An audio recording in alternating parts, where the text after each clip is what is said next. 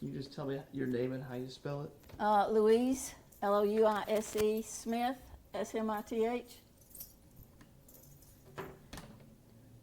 messing with the volume. Okay.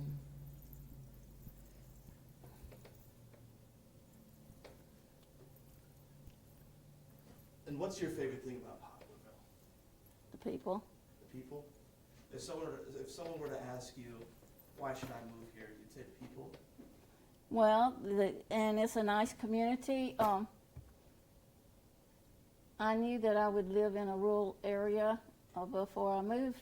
Well, first of all, I lived in Stone County, and then we moved to Poplarville. My husband's from Stone County. I'm from Atlanta originally. Oh, okay. And I was an airline stewardess, and I flew with a pilot. He lived in Wiggins, and he knew my husband. But one day I said, I will get married and raise my children in the country. And he said, I know and marry a farmer. And he said, I know the perfect farmer. And so here I am. We had 3 children, and they all went to school here in Poplarville and participated in all the different community activities, and it was a good, safe, clean environment. So how long have you lived here now? 40-something years. 45, I think, to be exact. Okay. And can you tell me what the main economic driver is here? Like, what's the main employers or Well, our grocery stores, the community college, Love's Truck Stop, our schools. So. And how are the schools here? Schools, this year the high school was #1 academic school in the state. Okay. And what do you guys need anything to keep that #1 spot and improve? Well, we need our teachers and our students, our families, the administration all just have to keep working together as a team, and I think keep doing what they've been doing. Now, I'm a retired educator, so I was a teacher, a principal, a support staff specialist, which means I worked with all the different programs in all the schools, and then I was a superintendent. Okay. So my background is education, so I'm very, very interested. And our high school team just became the Class 4A champions in the state of Mississippi. For what sport? Football. Football? Oh, wow. Mm-hmm. Congratulations. So we're academic, and we've always put as much emphasis on the academics as we have on sports.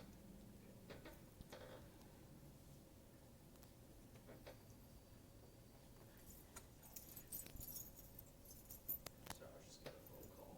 Okay.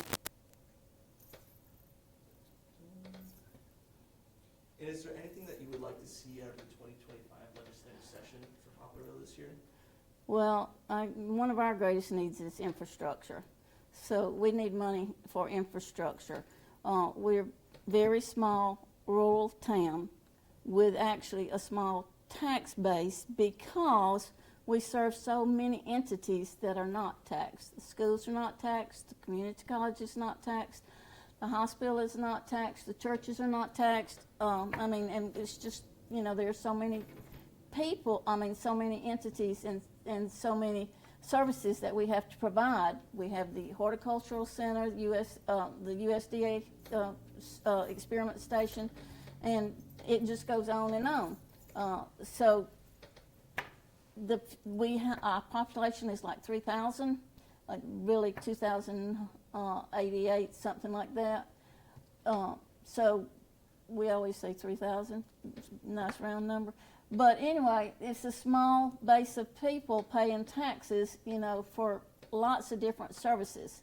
And so right now, we need a 100-foot quint truck for the fire department. Because we have a truck, but it was purchased in, I believe, 1998 or 1989. I get those backwards sometimes. But anyway, and we have lots of what you call target hazards, and a lot of them are at the community colleges, the college dormitories, the courthouse, the courthouse annex, one of our schools, some of our churches, some apartment buildings, and that truck doesn't always function. In fact, we lost a church last year or year before last because our ladder truck malfunctioned. I mean, there were a lot of people there, to help us. We do have reciprocal services. But anyway, we didn't have the ladder truck that we needed to extinguish fire. That's a pretty urgent need. How is everything else with the fire department? Well, there's lots. We're always looking for grant money to improve. And luckily, we've got some professional firefighters who are working just as hard as they possibly can to improve our services. We have written grants for, we don't have enough fire hydrants. We need to renovate the ones that we do have, and then purchase some more, and we don't have the money, So it's just, it goes on and on. And we just continue to try to partner with people and find the funding through grants and things like that. And on the topic of emergency services, how's the police department doing? The police department is the same way. We just wrote a grant for 4 more radios, big deal for us, and we were able to, both through the, for all of the public works, fire department, and police department, we were able to purchase some new vehicles, which is unheard of for Poplarville, and that was through funding some state funding that we received. So we were really proud of that. Also, we received some state funding a couple of years ago to purchase a new fire engine. That's just your regular engine, without the, it's not a ladder truck. So, so the fire truck now, they're looking for, they've just purchased some new turnout gear, but they're also looking for radios so we can have interoperability capability between the fire and the police and, the county emergency services. We did get some funding from Lower Pearl River Valley Foundation because 4 of our firemen are paramedics. So they got some funding to put on their fire truck so that when a person is having problems with their heart or whatever, this is, oh Lord, advanced life-saving equipment. And in fact, one night, one of our aldermen during a meeting had a situation with his heart. Immediately they brought the equipment in. We sat here and had the meeting. I didn't realize that Dan had been in distress, that the fire people had left the building, and the fire truck had come and they had administered the assistance he needed until the ambulance could get here and transport him to the hospital. So it sounds like it's already been beneficial to the community. Oh yeah, they've used it in lots of different circumstances, and we're just fortunate that they do have certification as paramedics. And where's the closest ER? Is there one in town? We have one in Poplarville, but a lot of times, we transport to Hattiesburg. Okay, and then how long does that take? Hattiesburg is usually 40-45 minute drive, but I'm sure with emergency services it's a little bit shorter than that. And that was the other thing. The ambulance service is not part of the city. It serves the city and the county, and a lot of time their response time, because they would be in other locations, would be more than what it would take for someone to get there and save the life. So the advanced life-saving equipment has helped in several instances because our firefighters can get there before the ambulance, and they keep them stabilized till the ambulance gets there. So. Oh, okay. And on the topic, you brought this up with the fire hydrants, how are the water lines around here? Do they need any updating? Because that's a common issue that we've seen in a lot of places. Is that? That's a water line. I told our public works superintendent, I said, bring it in. I want everybody to see it. That's part of our water line, one of our water lines. And that's what it is throughout our city. And that's one of our greatest needs is our infrastructure. So, and we're doing the lead and copper inventory right now. And that's through the Mississippi Department of Health. They're supervising that, but the funding comes, funding flows to them from the federal government. Mm-hmm. But that's, you can see, it would take lots of dollars to do the work that we need to do on our water infrastructure. Lots of dollars to do what we need to do on our streets. So many streets are just in horrible disrepair. So that's where we're constantly looking to gain funds to make those repairs and provide better services And is sewage in the same type of situation? Okay, we do not own our sewage facilities. They're owned by Pearl River County Utility Authority, and that was sold to them right after Katrina. Okay. They wanted they wanted our water department, but the city refused to give it up. And so the water lines would be up to the city, but there's just not enough funding? There's not enough funding. We don't have it. We have some funding now, and we're just so fortunate to have that funding. It's ARPA money that comes through MCWI,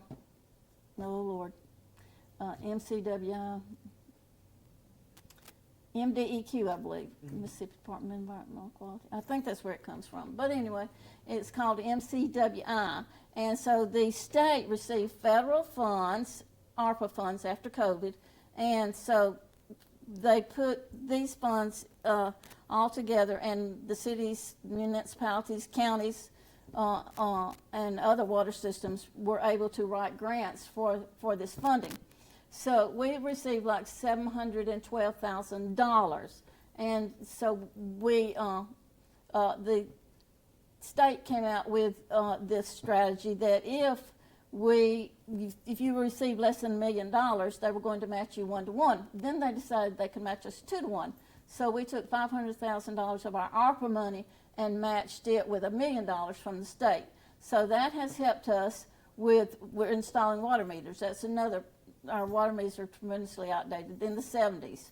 And the better your water meters are, the better you can read the flow of the water and the more funding it brings in when people pay their water bill.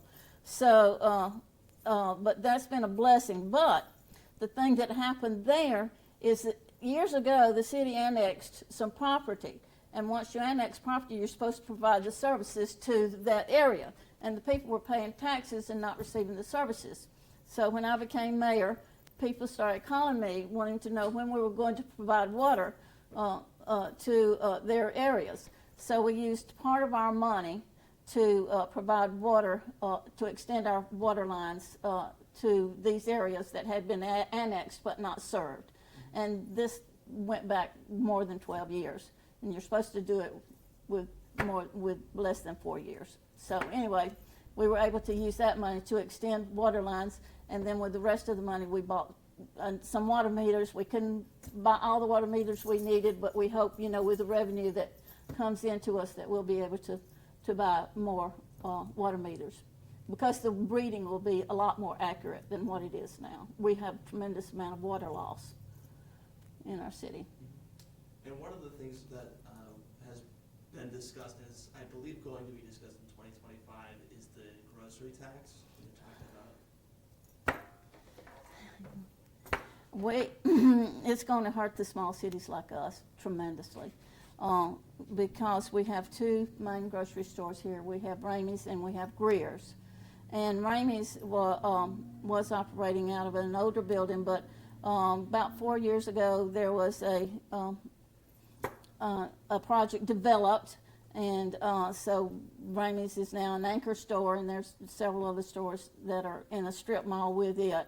And so the city went into debt to help fund that project, and so of course some of the revenue that we're using to pay the bond for that project is coming, from that grocery store. So that's really, it's going to hurt us. It's going to hurt all the small cities. So we're hoping, that if they do that, they're going to find some other way, to make the cities whole. But I don't know. It scares me.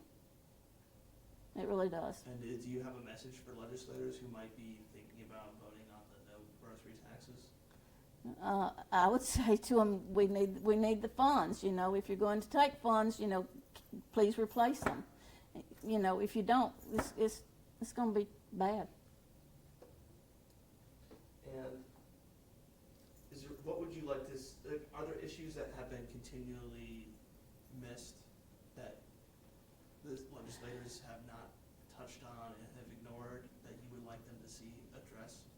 I'll tell you what, we have some good legislators, and we've got two good ones right here that serve us, Senator Angela Hill and Congressman Jan Snow, and they've been tremendous in listening to us and responding to our needs. but our needs just, we just don't have it because we don't have the tax base. And I said something to Senator Hill one day, thank you, because, we were able to do this and we were able to do that because there was no more funding. And she said, well, y'all just weren't getting the help you needed, so we were able to help you some with the projects that you needed help on. And of course, that's infrastructure, a new fire engine. We will have some left over to do roads and things like that after we get through this water project. That's where most of our attention has been, is trying to get this water project completed. And so water up to this point has been the biggest issue, and then after that it's roads? Well, I couldn't put one over the other. I mean, both of them are tremendous issues in our city. But water is, you can't do without water. Mm-hmm. That's life.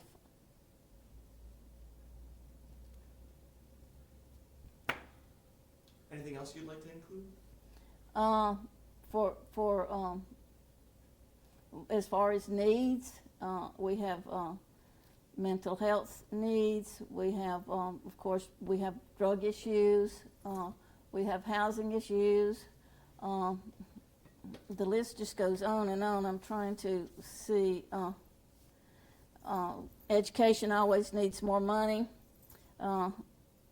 Mental health is major. Our youth and seniors, are not getting all the services they need. One of my goals was to develop a senior center, and we've not been able to do that.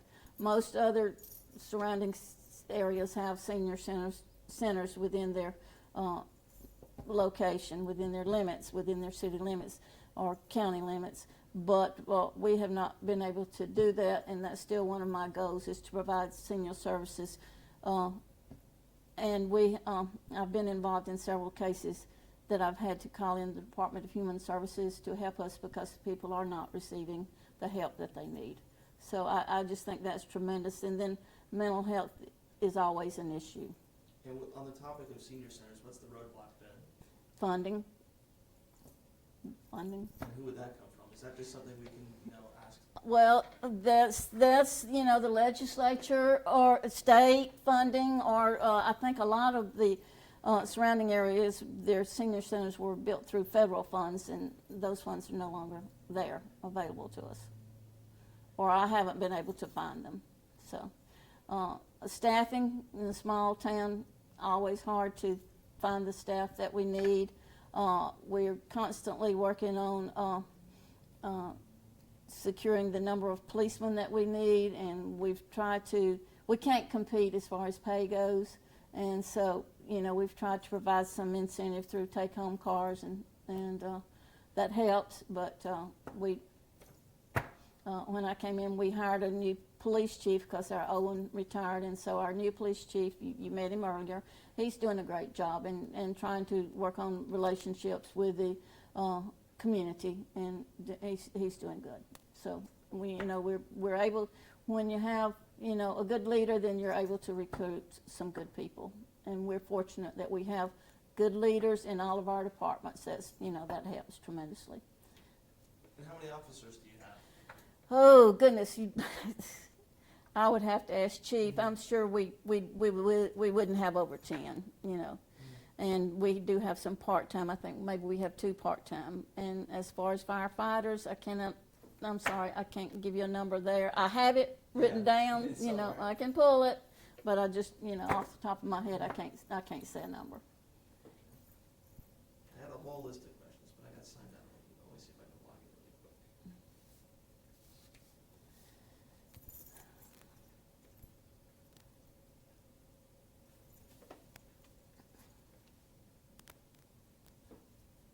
Is there anything you'd like to just touch on while I do this?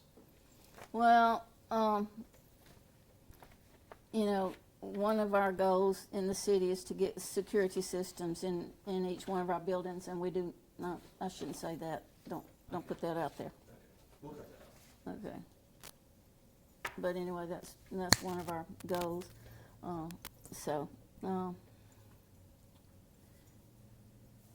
Housing. I think I mentioned housing. Blighted areas, money to clean those up.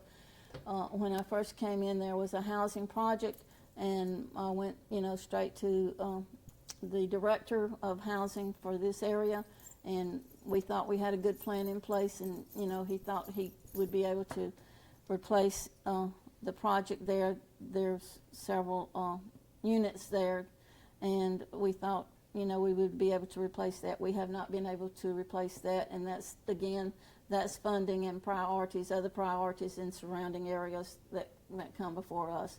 But we're hoping we would be able to put policemen, firemen, and teachers in the new housing. That's still a goal, and we hope to accomplish that. But it's going to take a lot of help from federal government to get that place looking good. But it's a blight on the community right now, and we have several empty buildings, that need to be renovated or bulldozed. And I think every community has that. Yeah. So. I know it's certainly been a problem where I'm from in Pennsylvania. A lot of people just moved out after the coal industry kind of ended, and then you run into that issue. It's very close to home. Yeah. The other issue that, and everybody has this one too, is the trash, the litter, and people seem to disregard the environment. And don't realize, and so I was constantly having issues with that. So there was a gentleman who came to us, and he wanted a part-time job, and so we hired him, and he's our little control officer, and he has a little bit of help, and he does a great job. They do a great job together. Okay, that's great. And so on the topic of the environment, is there any issues outside of littering that you've maybe taken notice to? Well, as far as environment for our young people and for people for recreation, our parks, there's lots of needs there. One of our goals is, and just recognize this, is to refurbish our walking track at the city park. There's another park within city limits, and it's operated by the county, and it was in a state of disrepair and so forth. And they had come to the city, thought that it was our obligation. We had to tell them the property was owned by the county, and the county would be responsible for that. So they were able to get their 501c3 reestablished, and so now anytime that we can help them, with securing grants or whatever, we work with them on that, and work in partnership with the county in providing some services there. That's great. And is there anything on the state legislative level, just to kind of go back to that you don't want to see changed? I know we were talking about the grocery tax, but is there anything else that you don't want to change? Well, I hope we keep good leadership. We have received some state funding, and that's been tremendous, but we always need more. There's some small municipality grants that were out there, and they stopped those, so we're hoping, that those will come back to us. There's a thing called distressed communities, and if you're a distressed community, you qualify for more grants. And we didn't qualify, and this was according to the census. So we started working, and this has been a blessing to us, with a company called Epic, and they are paid by the federal government to provide technical assistance to small communities. And in working, Tessa is our contact person, and Tessa was able to find out that we were classified as a distressed community. And I have that documentation, and I keep it, but I can't tell you exactly, But the first one was according to the census. And so according to the census, we didn't qualify. But then Tessa knew enough to know, you looked elsewhere where to find that classification. So now we are classified as a distressed community, so maybe that'll help us get some more funding. Okay. But I think there's a lot of problems with our last census. And why is that? Numbers. I worked in the school district for 30-something years, and we had a school-wide Title I program, and that's where there's a lot of poverty in your community. And I didn't understand, when we had that much participation in the schools, why we wouldn't have it in our municipality, because our people are people who go to those schools, so it didn't make sense to me. So. Okay. Well, any final thoughts before we wrap up here? Let's see. Yeah, make sure we hit everything on the checklist before.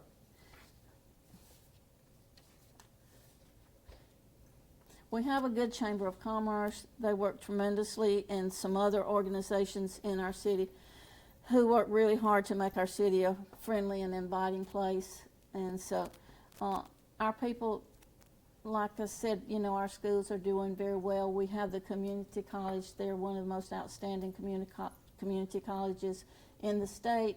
We have, you know, a lot of resources that are available here, and that brings in, you know, a lot of workforce.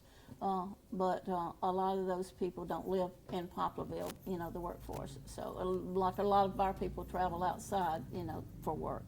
So we do need to attract more taxpayers, and we're hoping to do that, you know, if we can get the housing that we need. We're very fortunate in that we will have a Travel America Center coming to Poplarville. It's kind of like Love's, and so that will add more to more taxes and more revenue for us, the county, and the schools. And what do you see in the next 5 years for Poplarville? Well, hopefully we'll have a lot better infrastructure, and we will be more economically developed. There'll be better jobs. There'll be more opportunities for our young people for recreation. There'll be more opportunities for our seniors in getting some of the help that they need. So we're a good community, but we can be better, and we're working really hard to be better. Well, that's perfect. That's everything I needed. Pretty great.